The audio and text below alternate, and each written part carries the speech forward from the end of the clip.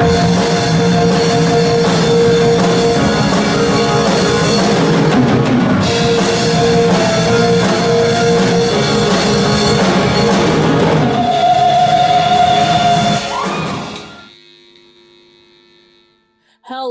and welcome to Nonic Nonsense, a show that is metaphorically being held together by gaff tape, rhinestones, and a prayer. I am Kat Gold. I am Michael Matadomini. God, we are as well. Everyone here in this call, gaff tape. Um, but today we have a lovely guest on. She was in the first show that I ever did professionally, and we still have this running joke 3 years later as Miss Lynch. Kat, do you have an introduction real quick? I love this woman so much. One of my first few friends in the South Florida theater scene, like in the performing arts scene when I came down from college, and I just love her to bits. She is so funny, so talented. It's Jennifer McClain. Yeah, you guys are so sweet. Michael, I didn't realize I had forgotten or didn't realize that was your first professional show. Yeah, it took a fat break from acting and theater, and then when Marcy was like, "Hey, you want to do Grease?" I was originally Eugene, and then Jonathan Van Dyke was like, "No." Oh my God, no, you were so perfect as Sonny. Oh it my was God. fun. I still look back on that show and I watch it every once in a while. It is so good. Like I was sitting down with a couple of friends the other night, and I was like, "Yeah, our like teen angel was Jennifer McClain," and they were like, "Shut the fuck up." And I was Wait, like, did we "Oh, even yeah." tell anybody did we say what the show was? It was Grease. Everyone. should we say that? It was Grease? Yeah, it was Grease. For any people who don't know Grease, Sean William Davis. Then Does he not know Grease? That is the appropriate amount of shading for something like that. He knows Grease. We've told the story on the pod where he got hired by Jonathan for an event where they had to sing the music of Grease, and of course Sean was hired to be like the Danny Zuko, and Sean did not know any of the words to Grease's Door. Well, I mean, to be fair, that's probably like the worst song of the show. True. Yeah. It's not a favorite of mine. But my history with Grease goes way, way back. And I first did Grease. Well, Grease is one of the reasons that I started performing.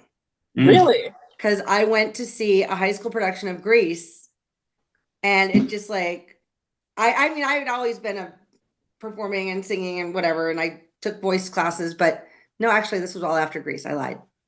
But I went to see this high school production of Grease, and I loved it. And like the next year I auditioned for the show choir and just started doing it. And I'm still friends with some of the people that were in that production. Wow. And that was, oh God, a long time ago, because she old. 19 would have been like 1985, maybe. Mm-hmm. And then in 1990, I did a community theater production where I played Marty. Yes. And do you remember this story? Do you remember who played Danny Zuko? No. Eric Alsford. Yes. Oh, I just got chills. They're multiplying. That's incredible. So then, I came down here and I hadn't done any theater in a very long time. And they were, holding auditions. And I think Jonathan said, reached out, asked, I don't know if he asked me originally for Teen Angel, but I think it was Miss Lynch. And I was like, yeah, sure. I'll come to the audition. I mean, it wasn't offer only, but it was definitely come to the audition where we already have you in mind. Yeah.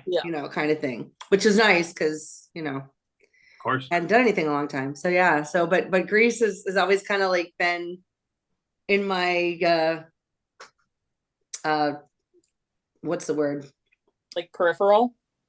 Atmosphere. Yeah. Like it's kind of always kind of been around somewhere, like in my history and my future. I will probably do Miss Lynch again. Who knows?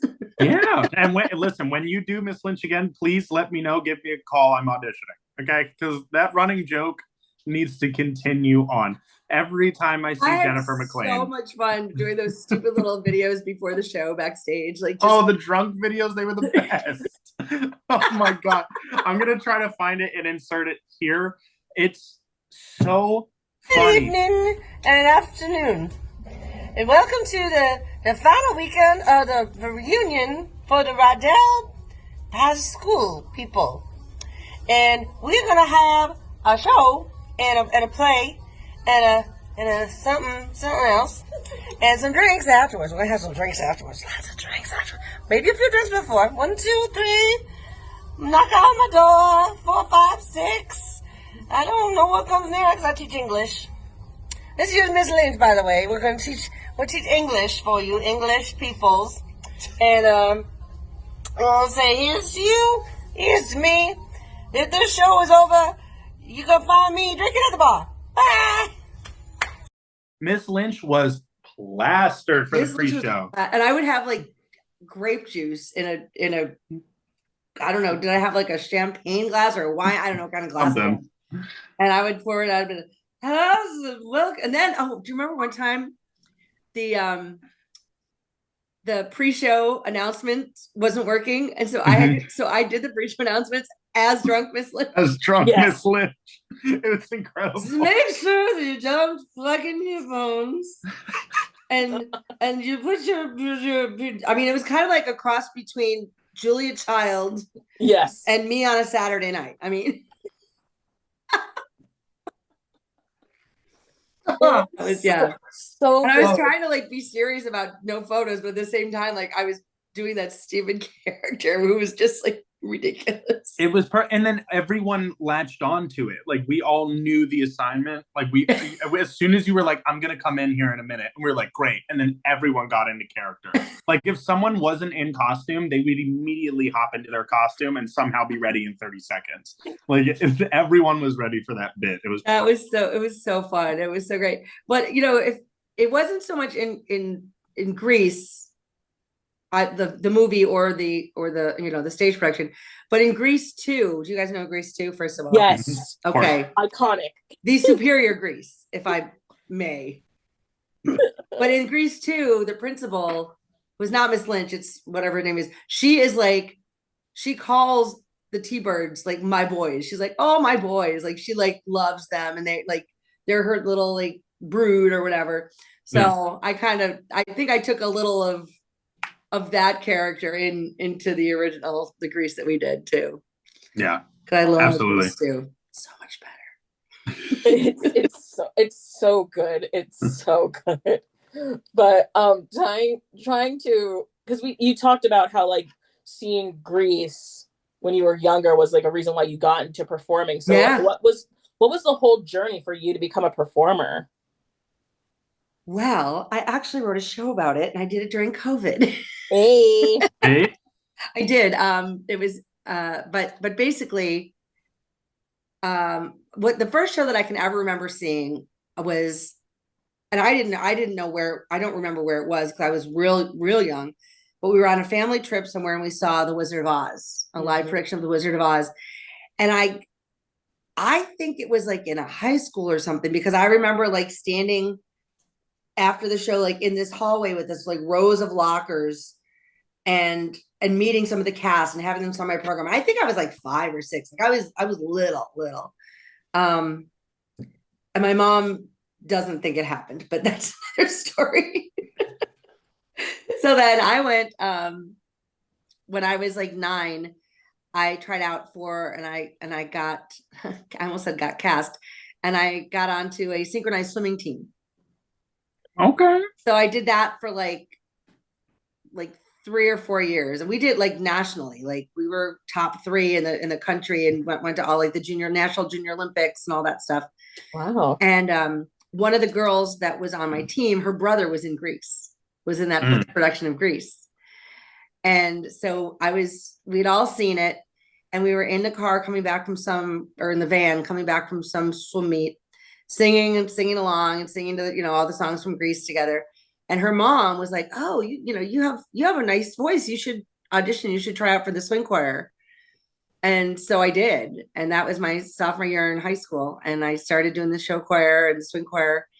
And then we did, my first show was Joseph, and I was one of the wives. I was one of the wives in Joseph. And then we did My One and Only. Mm-hmm. And we had 2 choruses in that because, you know, high school, got to have everybody in it. And I was in the, in the singing chorus, not the dancing chorus.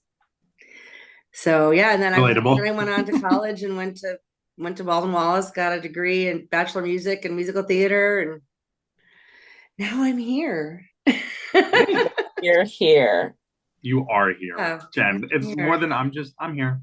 No, you're here, Jen. I have arrived, I should say. So how did you get started singing in cabarets and all that kind of stuff? Well, I mean, you know, as you say, I had a plan. It was, you know, theme park, cruise ship, national tour, Broadway. Of course.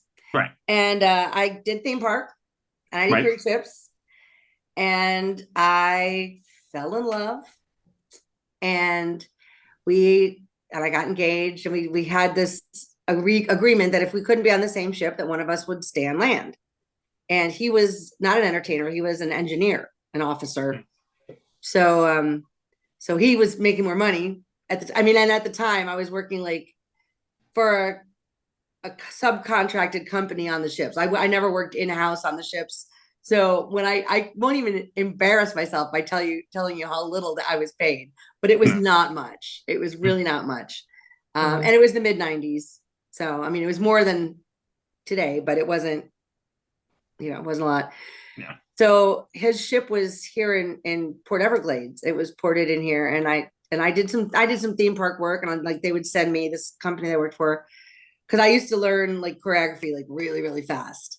Never got much better than I learned it, but I could pick it up real quick. So they would send me out like somebody was out for a couple weeks, or somebody got sick or injured or whatever. So I did that for a while, and then I said, well, I have a degree in musical theater. I love singing Broadway. Who loves Broadway? Old people and homosexuals. Where can I find a lot of old people and homosexuals? Oh, I'll move to South Florida. Oh, I'm sorry. That's the name, the title of the episode. Old people and homosexuals. With Jennifer McClain. But I mean, but really, that's what I mean. Like I said, his ship was here, and it was docking here once a week. But I when I moved down, I had one friend from high school who lived in Lake Worth. I had one friend from the ships who lived in like Kendall. And I had an older couple who played piano, and his wife that I had worked with in the Catskills. I'm not that old. It wasn't when they were like the Catskills. It was like lowercase Catskills. And they lived in like Tamarack. So I drove down. I probably had, I don't know, like $300 in my pocket. No car, no place to live, no job, no nothing. Like, and no cell phone, because this was pre-cell phones. Like, it was just, what was I thinking? Like, how did this happen? And I got down here, and I had applied, I guess through the newspaper, I don't know, for a job. And this woman called my parents' number in Buffalo, because that's the only number I had to give out. And I ended up meeting her at an Outback Steakhouse, which ended up being closed. So we had to sit like on the little bench outside the door. And that was my job interview. And I got hired to be a concierge at a timeshare resort up here in Pompano. And that's how it started. And then somehow within like 3 months, within 2 weeks, I had a place to live. Within like 2 months, I had a car that I bought for $100 off of a Bahamian coworker. You know, and it was like literally like, do you know that Adam Sandler song, "The Piece of Shit Car"? Yes. It was like that. Like, the seatbelt was literally tied in a knot. If you leaned up against it, the paint would rub off like it was white out. Like, it was painted with white out. It was, but as long as it got you from me point around. A to point B. And I'm so bold. I would my friend that lived in Kendall, she was a dancer, and she used to do shows at the Fontainebleau. And I had so little shame. I would valet park that piece of shit car at the back. fountain blue in Miami Beach. I'm dead. It was it was a bold time, let me tell you. It was a bold time in my life. And I mean, any car I've ever had since then, I've been like, I'll valet park it, because if I could like hold my head up getting out of that piece of crap, then anything's fine. Anything else is a step up. Speaking of your car, I don't know if you're going to remember this, but I still do, and I think it's very funny. So Michael Harper and I, when we saw you packing up after one of the Grease shows, you were putting all your gear into your car because you had a gig. And Michael and I just hopped into the back of your car and put stuff over us so you didn't see us because you left it unlocked. You went to go talk to someone. And we got in your car and we put like drapes or whatever you had in there over us, and then you got in the car and we scared the shit out of you. We just jumped out of the back. I thought I may have killed you. Like, and literally you went, oh, like, and then it was like this moment of silence, and Michael and I were like, I think we may have fucked up here, like a little bit, right? Because you turned around and you were like, get out of my car. And we were like, I'm so sorry. And we all started laughing about it, but there was this moment of like, I don't know. There was probably a moment where you were almost dead. Like, yeah, I know. It's like very close. I'm like, okay, which way am I going to go with this? Miss Lynch came in with fire the next day. Am I choosing violence, or am I? We definitely deserved violence after that one, but for the next show, we were all like really terrified of Miss Lynch. Like, we were like, "Oh, here she comes." I can be very scary. That is definitely true. I feel like I can definitely be scary, in and out of character. Well, Miss Lynch. Michael, why would you two dummies do that? I don't know. I really don't. I think the answer was in your question. Two dummies. Two dummies. Yes. Now, and here's the worst part: is I can't remember that. Oh, I remember. So traumatic when I blocked it out. Probably. I mean, it was bad. I was like, this was the wrong decision. You know, like after the bit was done, Michael and I both looked at each other and we were like, no, never again. I'm usually pretty easygoing, but if I was really truly scared, we got you. Yeah. Oh. So 3 years later, I'm very sorry. Oh well, you are officially forgiven. Thank although you. I'm sure that it was weighing heavily on me. Oh my god! You know what, that happens though. Like sometimes, like you'll do something. I said something the other night to somebody. I said to this drag queen who I really like, I admire, and I think she's really talented. You know, she's very successful. In South Florida and beyond. And she had a whole lot of bags with her. And I said, oh, you look like a homeless person. And I thought I was like kind of being like lighthearted. And she was clearly offended, and I'd struck a nerve, and she said, are you sure that's what you want to say? Do you want to think about what you just said? And I was like, oh my God. And I felt horrible about it. And I, immediately apologized. And I said, I'm sorry. And one of the other girls followed her out and came back, and I was like, is she upset? And they were like, no, she's fine. She's fine. But it's still like the next day, even I said, I'm like, I'm sending an email. I'm sending a message. I don't care. I don't care if she's over. I don't care. But it was on me. Like, I was like, yeah. And I said, and I just said, I'm really sorry for choosing the wrong words. Yeah. And I don't know if maybe she's experienced it, or she has family members, or if she's just more sensitive than I am, because I'm not always sensitive. And I said, I certainly didn't mean to upset you, but I realized I chose my words poorly, and please accept my apology. And I was just trying to say that I think the world of you, and what did I say? Something like, and I was just commenting on the amount of stuff that you have to carry around with you to do your job. Like, right. I mean, I'm talking like 5 big, humongous, like beyond tote bags. Yeah.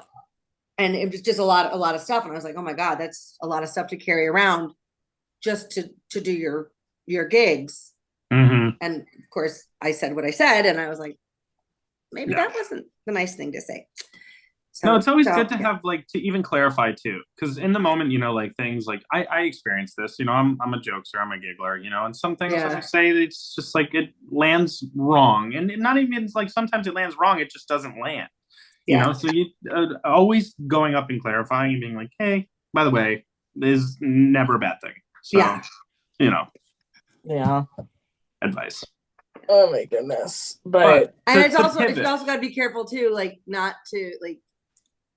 What I was trying to do, and I don't know if I was successful at it or not, was like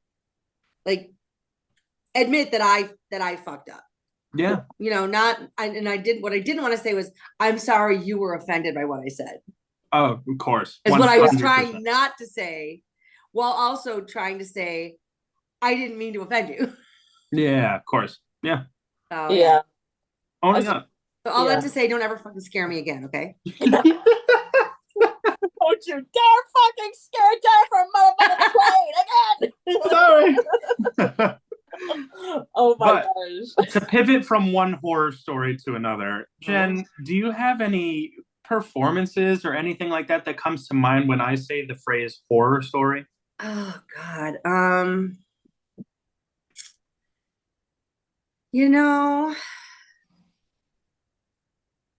Oh, yeah, I actually do.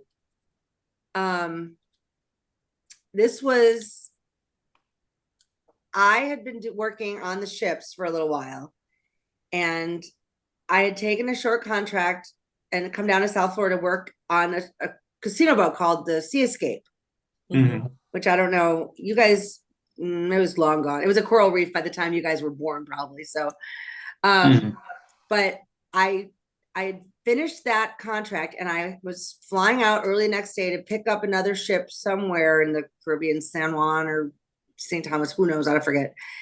And in order to get to the flight, I had stayed up all night.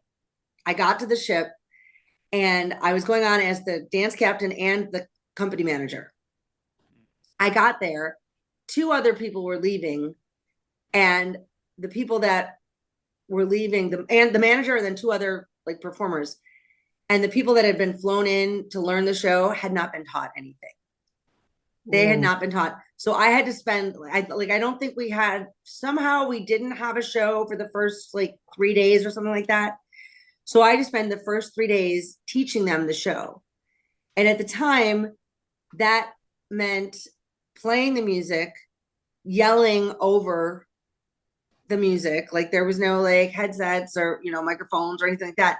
So screaming basically over the music, training for hours and hours and hours, 3 days. We get to the show. I was supposed to be the lead singer. That we had 2 singers, 2 girl singers, two guy singers. We get to the show.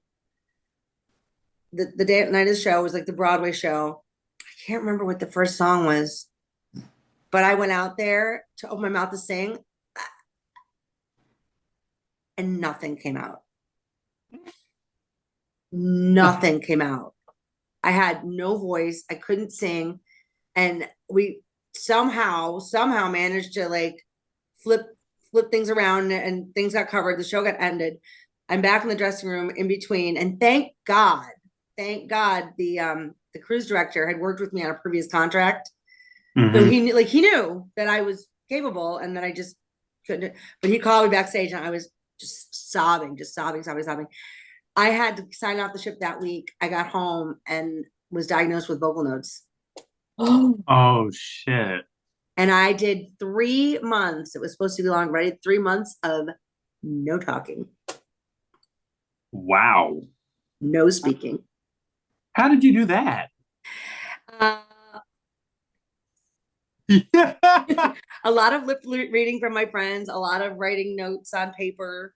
I went to speech therapy, and I want to say it was supposed to be for 6 months, but after 3 months, I was like, I got to get back to it, and I took a job in the Catskills, and I finished a contract there. I did like 3 or 4 months there doing the shows there. And I mean, I've had issues here and there, but like that was just like, you know, in the middle of nowhere on a ship and doing something that you've done 100 times. Yeah. And just nothing. Yeah. Yeah. That is, thank you for talking about that, because like I feel like it's such a common thing for performers, but everyone's like hush hush about it, that like vocal injuries, things like that happen all the time. And that's and it's funny, and what you don't think about and what you're not necessarily warned or forearmed about is that it's not necessarily the singing. Yeah. It's other things. And I know for a fact, for me, it was that constantly yelling out the choreography over the music. And I had gotten no sleep. That was the other part, that I'd gotten onto the ship with no sleep and had to go right into that. Yeah. 3 days of that. And the sleep is so important. And I mean, obviously we know hydration, water is so important. And I don't know, did we even have bottled water when I was on the ship? Probably not. I mean, it was 1995, I think, 95 to 97. Yeah. When I was doing all that. Yeah. You know, So but I could speak on it too, like during parade, especially. You know, again, not a dance show. It's just acting and singing. And going into it, perfectly fine voice. I was like ready to go. My song wasn't really difficult note wise, just based off of my range, but I didn't take into account the screaming, the yelling, and the crying. Crying, especially with all the mucus and right. And I never took that into account. And the crying tenses the muscles here. Yeah. It like, and so you're trying to, you know, sing and talk and act and emote through that. That's and I got to that final weekend and we did the Wednesday show and I was like, maybe it's just a warm up after like, you know, a couple days off. But by Thursday I was like, I'm in trouble. Like I don't have an understudy and I need to make sure that I take care of myself. So I would do the show and I would not speak until I needed to warm up the next day. Like I was nope, and that's it. And by Sunday, I like crawled through the finish line with that show. I was like, I got there, thankfully.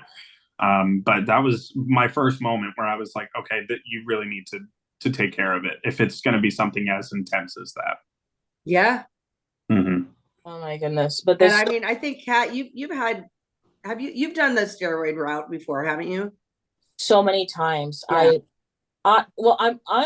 I'm immunocompromised, and like, so I get ill very easily, and usually more often than not in the last few years, it's from sheer exhaustion that I've worked myself to a point where I am getting sick and like I can't recover. But like, oh my goodness, I remember when I was doing Smokey Joe's at Stage Door. And of course, I'm fucking doing the BJ track, the hardest vocal track in that entire show. And there's no dialogue. It's all just like squelching face the entire show. I saw that show. Yeah, you did. I did see that show. I was like, wait a minute, I saw that show. I wasn't sure if you brought your mom to that one. I can't remember. Probably. I mean, if she's in town, I bring her. Yeah, but yeah, I don't know why I just remember that. But like, so what had happened was, it was just like the worst possible time for me. So I had a friend who had who was dying of cancer that second week of Smokey Joe's, and in the week prior, because we shared the dressing room area with Flashdance that was in like the main space, and we were in the smaller space. Did not see that. And the lead of Flashdance had a sinus infection, and then it came to our entire cast. Ugh. And it worked its way through each and every one of us, and it hit me first, and it hit me literally like maybe 3 days before our official opening when the critics come. Okay. And so I remember calling every single ENT office in hysterics. begging for someone to give me a steroid shot. And thankfully, Mhm. like, Kevin Black got me hooked up with an ENT that was like, drop trout, steroid shot right in the ass. And like, Right. I could barely squeak through. And like, my voice came back just enough for Yeah. me to like do op downs and like get through the show. But like, oh my God, when Disenchanted, when I had to do fucking Snow White while singing Mm. Mulan, I had gotten the flu when I was doing the panto up in New Hampshire, and so Oh. I was squeaking through. Even recently, like, Yeah. our Sleeping Beauty ended up getting ill when we were in Orlando. I then caught the illness after like doing her cover track for Uh-huh. that weekend, and then moving forward for all of North Carolina and Texas. Oh. I had a sinus infection and double ear infection. I was taking steroids like nobody's fucking business. And like at that point, you just kind of have to rely on the technique that you have, but also Yeah. like I had to like let things go. I was like, Mhm. this is what it is. Yeah. I am the cover, therefore I don't Yeah. have Yeah. anyone to go on for me when I'm on. So it's like you just kind of have to like let it go. But it happens to everyone. Yeah. I mean, some vocal injuries are more severe than others, Sure. like having nodes, but like even that is such a common thing. People have like the vocal cord hemorrhages. People have Mhm. have nodes or like pre-nodules and all this stuff. And like everyone's so hush hush about it because people say, Yeah. oh, it's because they had terrible technique. And it's like people make a judgment call on it. But it's just Mhm. like any other, if you see a dancer and they get injured, like they injure Yeah. like a muscle or something, it's the same thing as that. Yeah. Could it be because they didn't warm up? Sure. Could it, But could the vocal notes be, I mean, I think technique definitely saves you a lot. Definitely, yeah. saves you a lot. But getting nodules or nodes or any vocal injury is not always Mhm. due to poor technique. And I 100%. mean, a lot of it is not even a personal choice. Like if you're put in a track that is not suitable, Yeah. if you're casting something, no matter how badly you want it, if it's not suitable for you and they don't make adjustments for it, Mhm. that's gonna, over long term, could cause problems. I 100%. now, I've never gotten the shot, but I've done the prednisone, the methyl dose pack, I Yeah. did those. and Yeah. then now I have my Mexican prednisone because you can Oh, buy it yeah. over the counter. Yeah. Yeah. So I have like a bottle of like 100 pills that, and I really like it. Really, it truly is a last resort, situation. Like I don't know anybody who just takes it willy nilly, Of Yeah. course. And I don't like to take it, but I lost my voice most recently was, I think it was right. Oh, it was right before my first cast party at Aquaplex. I was moving over to a new venue. Mm-hmm. I was, I was really excited about it. And I was like, the day before, I was like, I don't have a voice. Like I can't sing. I just, and I reach out to my friends who are, physician's assistants and PAs. And I say, okay, now I have this, what do I take? And they're like, okay, you gotta take it for 3 days, this does for 3 days and then taper it down and then taper it down and then taper it down. I'm like, okay. Now also I've never had the Smash Megan Hilty effects of like hallucinating or anything either. Yeah. Do you remember that? Did you see that? I know someone who recently in a Disenchanted show, took a Mexican steroid pill and was literally backstage going, "Oh fuck, I feel like I'm fucking high." Oh, you're And kidding. we were all like, we all were like, "What the fuck did you take? What do you mean Right? you feel like you're high?" Like, what the fuck? Oh, that's so funny. I mean, I know it's like a potential side effect or whatever, but I just thought like in Smash, like they made it like such a deal, like like she was like seeing. I forgot. I don't remember what she was saying, but like she was completely out of her mind. Yeah, yeah. Because she had taken, like, she was hallucinating her mom in the mirror or some Yeah, like that. Oh my God. Oh, you didn't see it? Yeah. No. Yeah. And I was like, are there people who really think like, I don't know. I was just like, so, but yeah, so if you ever need it, let me know because I got the Mexican bread. But Got the hookup. Speaking of like vocal stuff, like you perform nonstop. I don't know how you do as many shows as you do. Like, what is your regimen like to keep yourself going? Because it's not, you're performing, and sometimes in like sometimes smokier venues because you're doing so many cabarets, like in bars and all sorts of things where like there's outside, things that could affect you. How do you manage? I just at this point it's a lot of muscle memory. Yeah. It's a lot, like, for example, when COVID happened and everything shut down, I kept doing from my couch. I remember the lives. They were so I would do good. live streams and I would sing like 3, 4, 5 hours on a Saturday night. If I had not done that, and then I had tried to go back to singing after the year and a half of no live shows, yeah, I don't think I would have had a voice. I think I would have had to build it all back up again.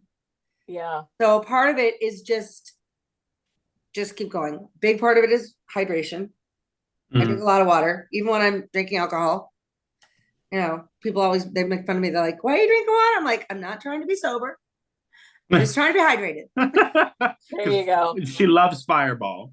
She has a lot of it. You take a beer and then you dump in liquid IV into it or something. I mean, yeah, but no, it's like I always have water. Like and if I don't think I can sing a certain song on a given night, I won't do it. But that's the luxury of a request show or a cabaret style show, is you have the flexibility as opposed to a book show, whether it's a book cabaret show or a book, full theatrical stage production. Of course, I have the luxury of not singing The Wizard and I.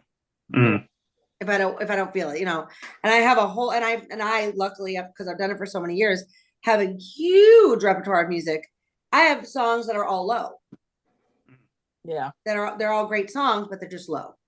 Got it. Or they sit in the middle of, it's just, I just try to pick and choose if I have to. Yeah, no. Oh my goodness. I just want to say, like, it's funny. One of my first memories of the South Florida, like, theater performing scene, it was, I was straight out of college and I was like trying to audition for shit, but like no one would see me because they were like, who is this kid? No one's heard of her, whatever. And I remember Thomas Peratt going like, Kat, I know you're a little old lady and you like to go to bed early, but you and I are going to Georgie's Alibi and we're going to go sing at Jennifer McClain's cast party and we're going to network and like, we're going to figure this out. This is going to be our ritual. And like, I will say, like, I tell everyone when they come to South Florida and they're like, oh, I don't know anyone. Like, what do I do? I'm like, go to Jennifer McClain's cast party. Go to cast nod your head, Michael. You have never been. Listen, I have been. First off, it was your birthday, and you and I, it was right before Heather's, and you and I sang Summer Lovin', or Summer Nights. We sang that together. And I have... Was that still at Alibi or was that at Tropics? I think it might have been at Tropics. But we sang together, and I was there. Fine. And I have a video of us taking a fireball shot together. I love you, though. But I will make it back around. It's so far. And I have that problem with everyone who's on the drive. Like, Natasha and Steven and Ralph, like they're always, inviting everyone out, but I'm just an hour north and it sucks, Yeah. No, I get it. Because when I get down there, I want to have fun, because right. I was amazed and really like consider myself incredibly lucky that the Waitress cast came up from Miami. Like amazing. Like 3 or 4 times. And I was like, and Nick Searley, who I absolutely adore. Nick is he's part of the Skivvies. You know who the Skivvies are? Yes. Yep. Nick was just playing Ogie at Actors Playhouse in Waitress, and he was at my show. Excuse me, like 3 or 4 weeks. Yeah. And I was like, where are you staying? He wasn't staying all the way south. He was staying a little bit further north, and he was so sweet. He's like, oh, I'm having fun. And I was like, all right. But now I'm at the Aquaplex on Mondays, which is amazing. Like this venue, it's like the show that I'm doing is the show that I've always been doing, you know, and it's, and I think, and I've been told that it's, that I create a nice, you know, comfortable atmosphere for people. Like nobody feels like super stressed about it or whatever. But now, in addition to that atmosphere and the people that I've known, that I've networked for the last 15 years of doing it, we have this enormous stage, this incredible video wall behind us, lights, smoke machines, geysers, like snow machines. We have snow machines on the stage. And it's just taken the production value and shot it through the roof. Yeah. And so it's just really, really fun. And we have a good time there. I feel like it's the best move I've ever made. I've moved that show a lot. I started doing Cast Party in 2010 at a place called Bill's Filling Station, which is now the Eagle, Wilton Manors. I know my people probably go there all the time. That's a no. Say no. Say no, you don't. Say no, you don't. Because I don't think you do. Lord Clapham would have, but oh yeah, oh for sure. Oh my god, that was so funny. I love that. By the way, great show. I love Parade was amazing. And Something Rotten was hilarious and amazing and so good. Adored it. And I wish I could have taken those purple tights home. Did you? No. Did you? Sadly. Don't lie. Wink, wink. But yeah, so I did the first 5 years we're at Bill's, and then they closed, and I wasn't sure what was going to happen. And then Alibi invited me to bring it over there. It was the same owners, so at the time. So then I did like the next. Oh, I don't know. I guess you were there for a long time. I went over there. If I started in 2010, I went over there in 2015. I was there to 2019. And then in 2019, there was a situation. And I didn't like where the situation ended. So I ended the show there at Alibi. And I wasn't sure that I was going to continue doing it because I wasn't sure where I was going to go. And I ended up going to Tropics.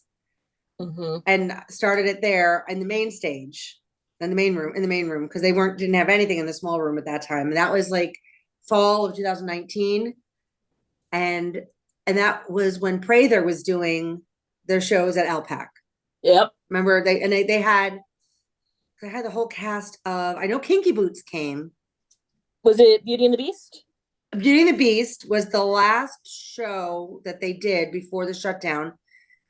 Kinky Boots, West Side Story. Oh yeah. So it was I had the cast of West Side Story, Kinky Boots, and Beauty and the Beast that all came when I was at Tropics. What? I said, oh my god. Yeah. Separately. And then the shutdown happened, and it was like, everything shut down. And I think it was like summer of 2021. I tried to like do a Cast Party game night. And I tried to do it outside at Scandals. But there was no tours coming through. There was very little theater that was happening. Nothing. Broadway didn't even open until fall of 2021. I think, right? Yeah. Yeah. It was like an 18-month shutdown or something crazy like that. Yeah. So I went up there. I was there the first night that Chicago reopened on Broadway. Dope.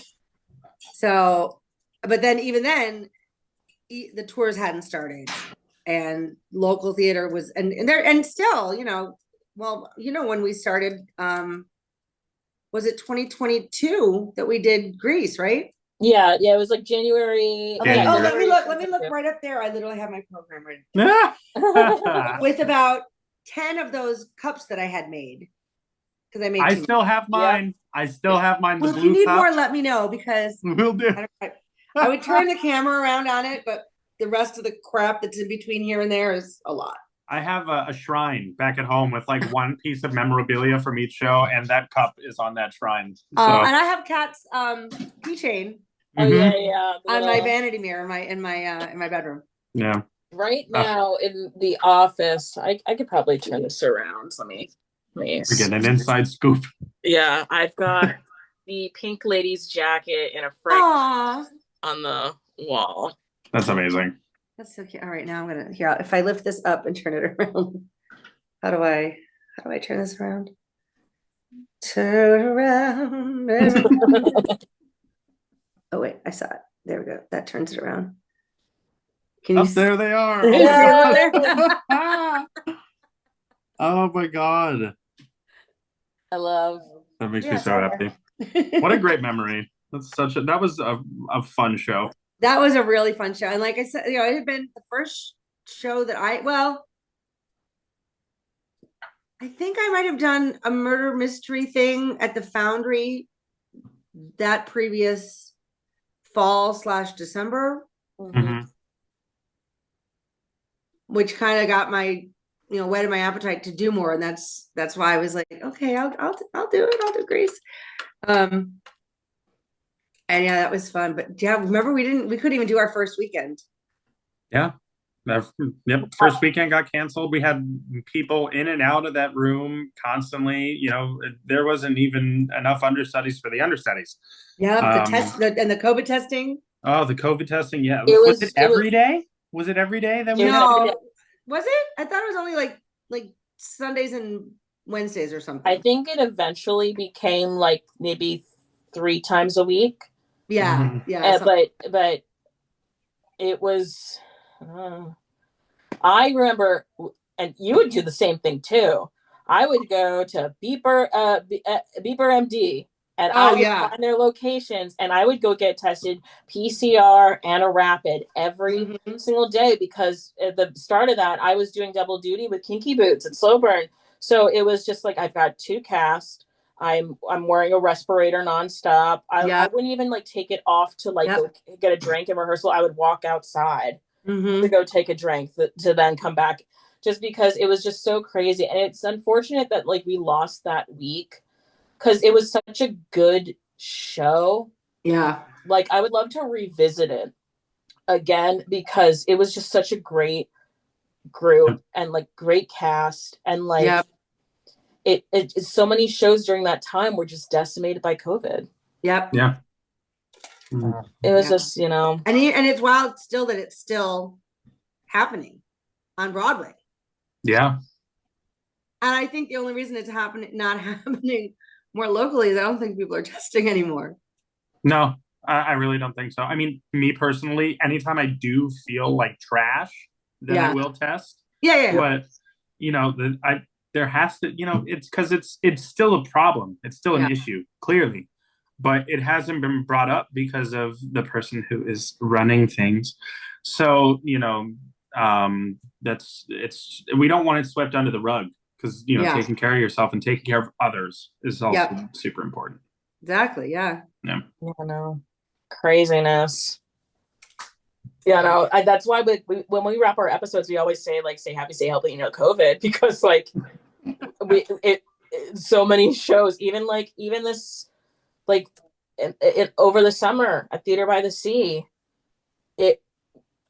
multiple shows. It was the Tootsie cast as well as our cast, The Sound of Music. Mm-hmm. It was like a 5-week thing between the 2 of our casts, where COVID went throughout both of us. And so it took basically until the end of the run of Sound of Music where we had all of our cast. Wow. That's and nuts. Like, even though I tested negative, I am 99% sure I also had COVID during that time. Yeah. Yeah. Yeah. I totally feel that. It was just, but I wasn't testing negative on the test. So it was just like, well, I hope it's a cold, but I got a feeling based on what's happening around me, it is COVID, but I'm negative, so we gotta keep showing up for work, like That's just fucking wild. yeah, no, but craziness. But we're just about at time for the end of the episode. So your schedule is always going crazy. Can you tell the listeners like what your show schedule is coming up? Coming up, well, for the next couple months, well, yeah, for you, usually you can find me every Saturday at Georgie's Alibi. I'm in the little room in the back at 7:00, and not to be confused with whatever is going on the main stage, because that's not me. And it's always lovely to have that sound conflict. But I'm for now, I'm still there every Saturday. Every Monday now I'm at Aquaplex for Cast Party. And I have been really, really lucky, blessed, thrilled that I've had wonderful, wonderful turnout for that. I've been there 2 months now, exactly. And had great guests. Eric Alsford is generally the accompanist there, so he can play anything. Yes. Bring him a Braille phone book and he'll play it, Yeah. And then coming up at the end of June, I will be in Key West for about a week for Pride. Awesome. And doing a bunch of shows there, both myself and with Miss Bouvier. We are the Boozy Belters. Yes. Together we drink and sing. And and then in July I'll be in Fire Island. In August I will be back in Fire Island doing my one-woman show, Chanteuse on the Loose, that I did last March in at the Laurie Beachman in New York City. I did the show there. And in the next let's see. Hold on. I might be able to say something else. Suspense.